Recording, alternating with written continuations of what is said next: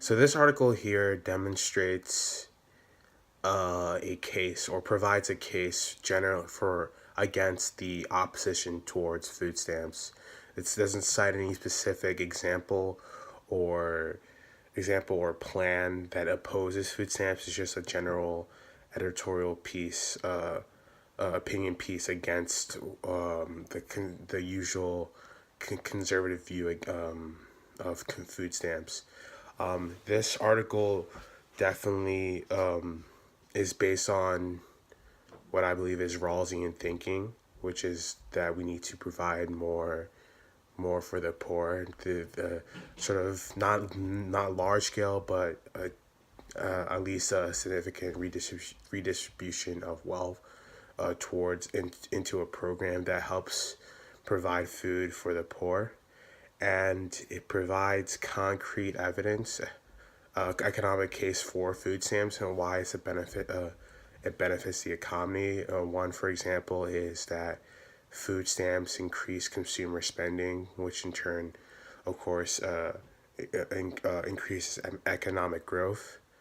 It also benefits the good general health of the people, with who people in this program are more likely to seek necessary preventative care by a factor of 9%, because their budget are less tight, so they have more money to spend on other things that is concerning or ailing to them. So that's just another example reason why the SNAP should be more funded. And to also just mention consequentialism, of course, is a major factor that a lot of the thinking and the ideology behind these programs is based on, because we want to provide the greatest amount of good for everyone.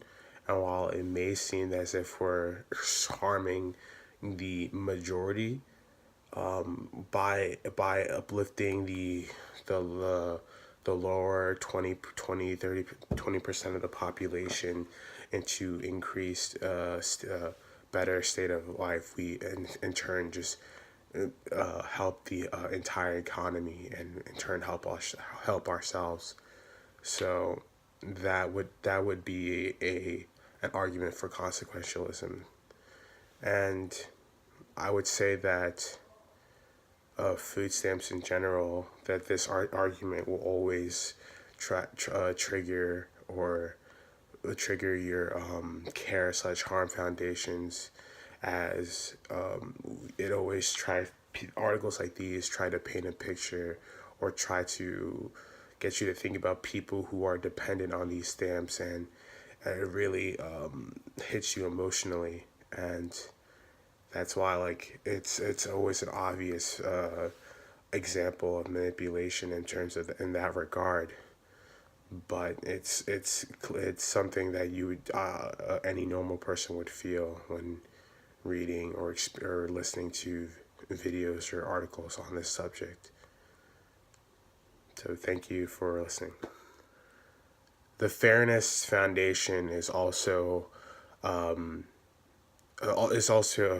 moral foundation that's triggered within each of us when we listen to or read these articles, because we obviously can relate to times in our life where we ourselves where people have been unfair to us, and to see people who may have been in those situations because of their own doing, or have just grown up in poverty since their life. It's unfair to see them, to allow them to just continue to rot or to continue to dig a hole of poverty and debt. So, of course, that would also the article or the author uses that moral foundation within us to manipulate or sort of bring us to his or her point of view or their argument. So thank you.